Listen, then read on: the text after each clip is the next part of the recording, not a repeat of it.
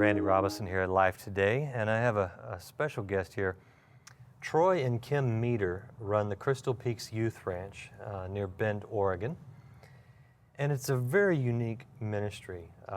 Troy and Kim are both on Life Today, so be sure you catch that broadcast at lifetoday.org. But right now I have Kim to kind of give us a sense of what goes on there, what makes it so special and so effective. Kim, thank you for being here for a minute. Thank you for having me. For those who have never heard of your ranch, tell them briefly kind of what it is that you do. Crystal Peaks Youth Ranch, in a word, is about redemption, because that's what Jesus is about. The foundation of this ranch came from broken property filled with broken trees and broken horses. And then the broken kids started coming. And just like shards of stained glass, we watched in amazement as only Jesus can put all these broken pieces together in such a way to make something beautiful beyond description. The healing of wounded hearts right before our eyes. So you literally take horses that have been abused, discarded, thrown away? I mean, All of the above. All of the above, and they come from where? The horses that come to our ranch, we've actually been in existence for 17 years, and so the horses that come to our ranch come from every imaginable background, and most of them are local, but some come. Our furthest away rescue is actually a Katrina survivor who swam through one of the greatest hurricanes our country has ever known and survived because a horse had enough sense to know that in his flight of swimming through 150-mile-an-hour sustained winds, one of his feet touched high ground. And a horse knew to hold fast to the high ground and wait for help to come. Wow. And he waited for 3 weeks.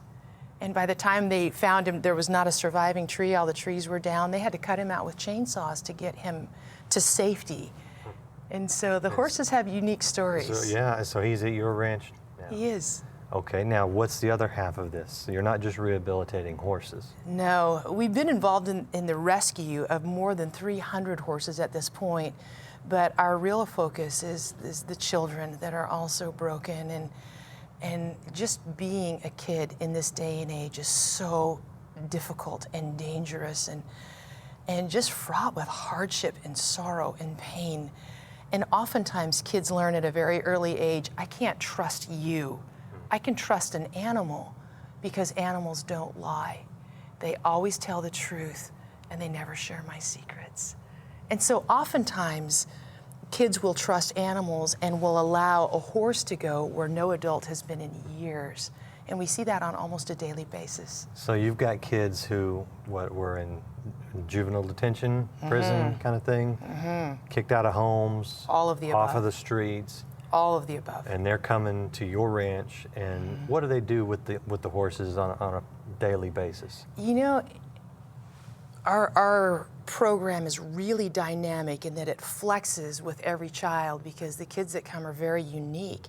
And oftentimes we don't know their background or their history before they come. And so the greatest preparation we can do is say, Jesus, fill this time. You made them and you know them and you love them right where they are. Show me how to reach them with your love, with all the resources of this ranch. Pick the horse for them. Show me what to do. And so everything that we do is 1 leader, 1 horse, 1 child. We don't ever do group lessons. So each child has a very focused time with an adult, and it's one-on-one. And so the mentoring is very powerful in the time frame that we have. But the sessions are as unique as each individual child. Are they taking care of the horses? Are they riding the horses? Are they sometimes vetting them, wrapping their wounds, sometimes helping us train them, sometimes helping us teach horses how to trust.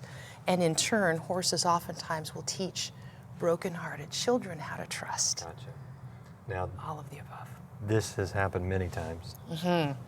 Tell me, is there a story that comes to mind that kind of exemplifies what goes on?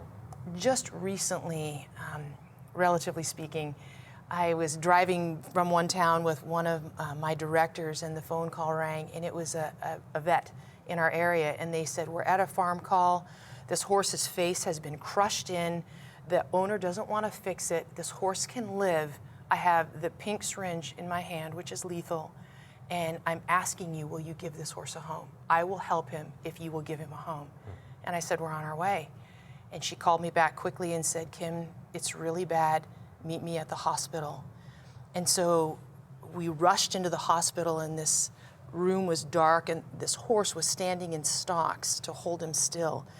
And his rump was to me, and as we walked in through the doors, you could see this beautiful Palomino horse, which had full-on body tremors, just shaking and shaking. And all these people were gathered around his face with a bright light in front of him. And what I noticed as I came and put my hands on him, you're all right, you're gonna be okay. And I noticed that all these people were standing in a pool of blood that was just streaming from his face. And a trickle was running all the way across the floor to a drain in the middle of the room. This horse was badly wounded. And it took a while for me to come around to the front, and this horse's face, the hardest part of their skull, was crushed in with so much force you could see into his sinuses up into his skull. And piece by piece, they started pulling out bone fragments, and then one of the super vets, as we like to call Dr. Wayne, came in, and one shard was still connected posteriorly. They pulled it up, hammered it in place, wired it there, and then pulled the skin up and sewed him up. It looks good as new. And yet this horse nearly lost his life. He came with his tongue almost lacerated in half, wounds over his eyes and between his ears. And we took him home, and he looked good, but his heart and his mind were broken. He was terrified. And it took weeks and weeks just for my husband to be able to touch him. And in the year that followed, as we were working with this horse, he just exhibited so much fear. I want to trust you, but I'm just so scared. I almost died. Was it an abuse or an accident? Can you not say? I was told many things. Okay. I was never told the truth. Okay. But regardless, he had a tremendous amount of fear from This the horse trauma. nearly lost his life at the hands of people who didn't know what they were doing. Okay, okay. And tried to make him do something that he didn't want to do. And in his fear, horses are animals of flight. He tried to get away. Okay.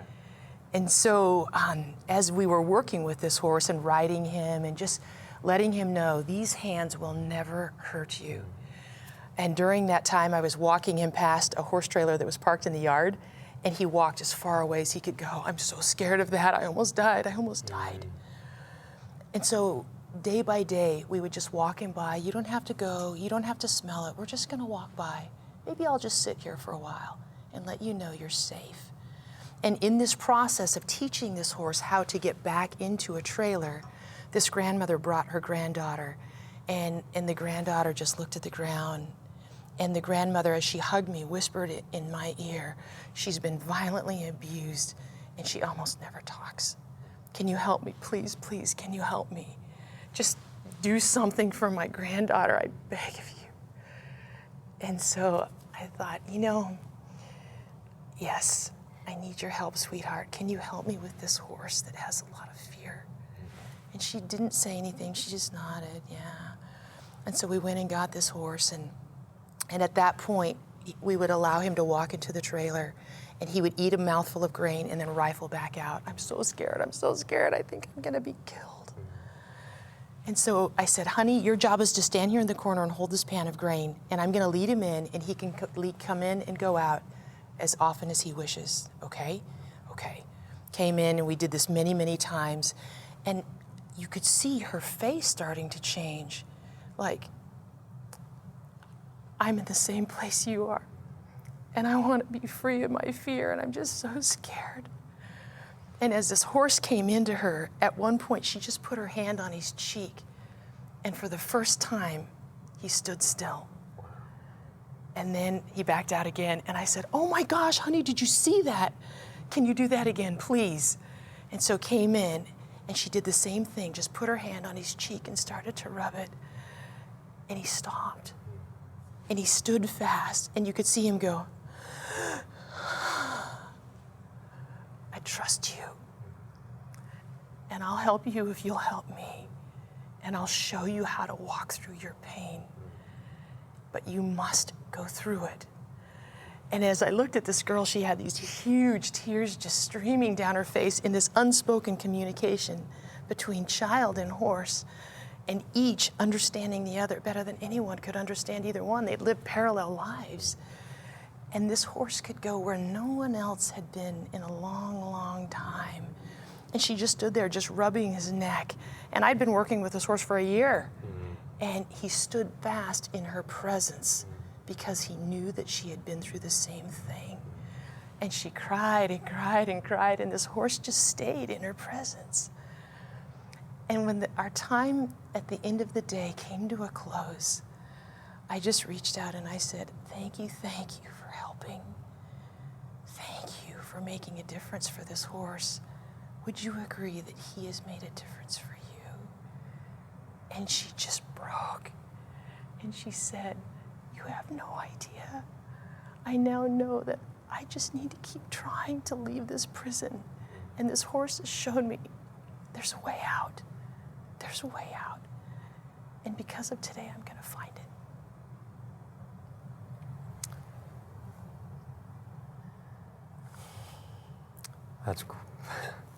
That's an incredible, incredible testimony. That's what the hope of Jesus can do. Yeah. There is no brokenness our God cannot redeem. There's no place that we can fall that's so far that it's beyond the grasp of the depth of his love for us. That's what Jesus can do. Please do check out crystalpeaksyouthranch.org, and I want to mention that Kim and Troy both have books. What is the title of your book? I have 4 books. Oh, Fierce, what is the? Fierce Beauty Fierce is Beauty. the most recent book. Okay. The first 2 books, Hope Rising